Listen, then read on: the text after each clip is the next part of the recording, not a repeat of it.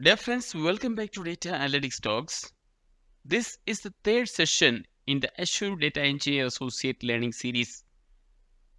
Please feel free to check out the playlist to get to know all the series we have already completed. In this video, I will be focusing on one of the most sought after Microsoft certification for data engineers, which is DP203. It is great to earn certifications that show we are keeping pace with today's technical roles and requirements. I can see a lot of people take certification and they all find it beneficial in their career growth. Microsoft has certification path for many technical job roles. DP203, which is data engineering on Microsoft Azure, is one of them in the field of data engineering. If you are a data engineer, DP203 is the right exam for you. While I started this learning series, I had set myself a goal to learn and earn the certification by the end of this series. As I complete each session, I am more inspired. I am glad to help those who wish to earn it with my limited knowledge and experience. This session is exactly for those who wish to know what the scope of the exam is, how to prepare for it, and how to take your exam. I will start with the skills measured for DP203. As candidates for this exam, we should have a subject matter expertise in integrating, transforming, and consolidating data from various structured, unstructured, and streaming data systems into a suitable schema for building analytical solutions. So it is expecting us expertise in building analytical solutions. Again, as an Azure data engineer, we always help stakeholders understand the data through exploration and build and maintain secure and compliant data processing pipelines by using different tools and techniques. You use various Azure data services and frameworks to store and produce cleansed and enhanced data sets for analysis. This data store can be designed with different architecture patterns based on business requirements, including modern data warehouse, big data, and lakehouse architecture. Apart from these, our knowledge in the Azure Data Factory is measured. Our knowledge in the Azure Synapse Analytics is measured. Our expertise in Azure Stream Analytics is measured. Our proficiency in the Azure Event Hub is measured. Our expertise in using Azure Data Lake Storage to create data processing solution is measured. Finally, our experience with Azure Databricks also is measured in this examination. Microsoft has come up with a percentage breakup under each section. So, as per August 24, 2023, design and implementation of data storage carries 50 to 20% of the weightage. Develop data processing carries 40 to 45% of weightage. And secure, monitor, and optimize data storage and data processing carries 30 to 35% weightage. So every candidate need to focus their learning based on this weightage. Some more focus has to be given to develop data processing, which is 40 to 45%. So I'm sure you'll be interested to know what comes under design and implement data storage, what comes under develop data processing, what comes under secure, monitor, and optimize data storage. So we start with the design and implement data storage. Under that, different sections. First one is implement a partition strategy. So implement a partition strategy for files, implement a partition strategy for analytical workloads, implement a partition strategy for streaming workloads, implement a partition strategy for Azure Synapse Analytics. Then we will need to identify when partition is needed in Azure Data Lake Storage Gen 2. Another section, design and implement the data exploration layer. Here we will be focusing on create and execute queries by using a compute solution that leverages SQL, serverless, and Spark cluster.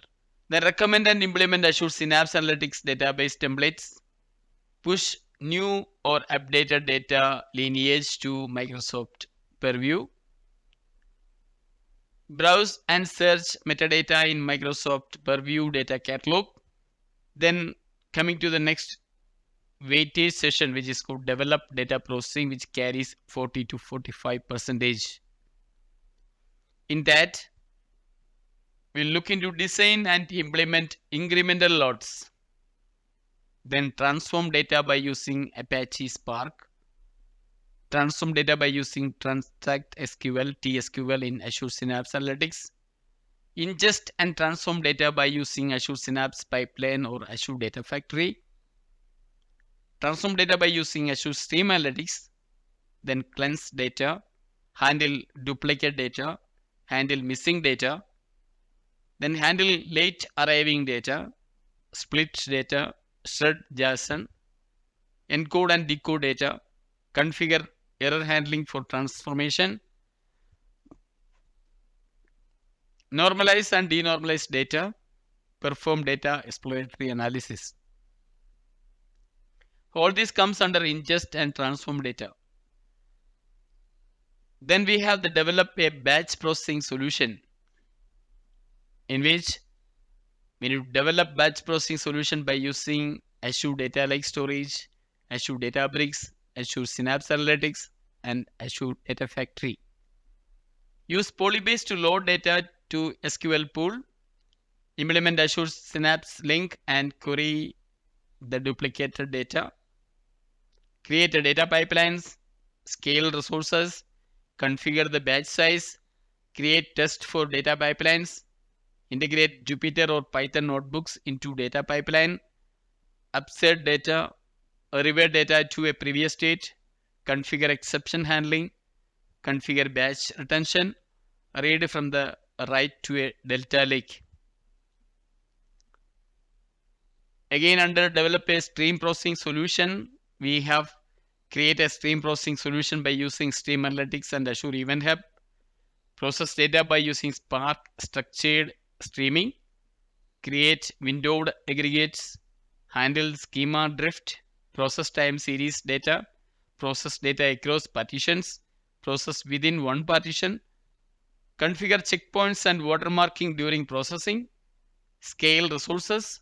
Create test for data pipelines. Optimize pipelines for analytical or transactional purposes.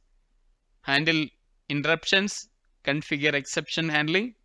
Upsert data. Replay archived stream data. Again, we have a manage batches and pipelines. Under these, we will be doing the trigger batches, handle failed batch loads, validate batch loads, manage data pipelines in Azure Data Factory or Azure Synapse pipelines, schedule data pipelines in Data Factory or Azure Synapse pipelines, implement various control for pipeline artifacts, manage Spark jobs in pipelines. Coming to the last weightage section, which is secure, monitor and optimize data storage and data processing, which is carrying 30 to 35% of marks. Under that, you will have to implement data security, implement data masking, encrypt data at rest and in motion, implement row level and column level security, implement Azure role-based access control RBAC, implement POSIX-like access control list ACLs for data lake storage Gen 2, implement a data retention policy, implement secure endpoint private and public, implement resource tokens in Azure Databricks, load a data frame with sensitive information, write encrypted data to tables or Parquet files, manage sensitive information. And the list is noted over. We will have monitor data storage and data processing. Under that, we have implement logging used by Azure Monitor, configure monitoring services, monitor stream processing, measure performance of data movement, monitor and update statistics about data across a system, monitor data pipeline performance, measure query performance, schedule and monitor pipeline test, interpret Azure Monitor Metrics logs, implement a pipeline alert strategy. Again, we have something under optimize and troubleshoot data storage and data processing. Here we have the compact small files, handle skew in data, handle data spill, optimize resource management, tune queries by using indexers, tune queries by using cache, troubleshoot a failed Spark job, troubleshoot a failed pipeline run, including activities executed in external services. So we have a big list of topics to be learned, covered, and practiced. I'm sure you are not bored looking at these topics, right? So it's a big task. You will have to cover a lot of topics too before you plan for your exam. So how do you plan it? Maybe we should have a proper planning for that, right? So I would recommend you to prepare a list of the topics, list of major categories and minor categories.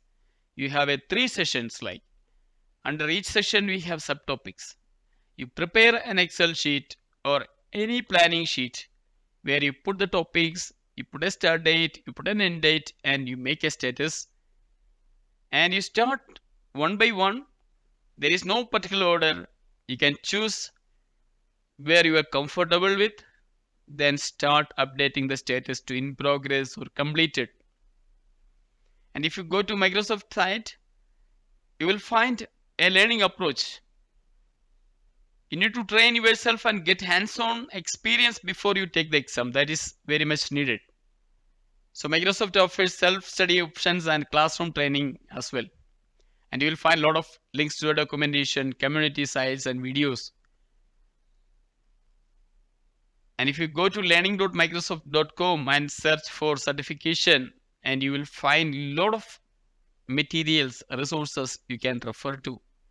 It will give you the scope of the exam, and there is a self-learning materials. You can complete the whole learning, and also you can find a lot of documentation around Azure Data Lake Storage, Azure Synapse Analytics, Azure Databricks, Data Factory, Azure Stream Analytics, Event Hubs, Azure Monitor, and so on. You complete those documentation based on your convenience and your availability. And there is also option to ask a question, community support. You can follow Microsoft Learn, and you can find a lot of videos. Even I could see there are a lot of YouTube channels also. Once you cover everything, your sheet will look like this. Everything is completed. Once you complete everything and you are confident, you can try some mock test which is available again in the Microsoft site. Once you are ready, you can schedule exam in the Microsoft site. You can write exam online, or you can again go to some certification centers. Here you say you can take a free practice assessment also there. With that, I hope I have explained you the coverage, how to approach your exam, how to prepare your exam, how to take your exam. Wish you all the best. Thank you. Thank you for watching Data Analytics Talks. Don't forget to like, share, and subscribe. Also, let me know your feedback through your comments. Thank you.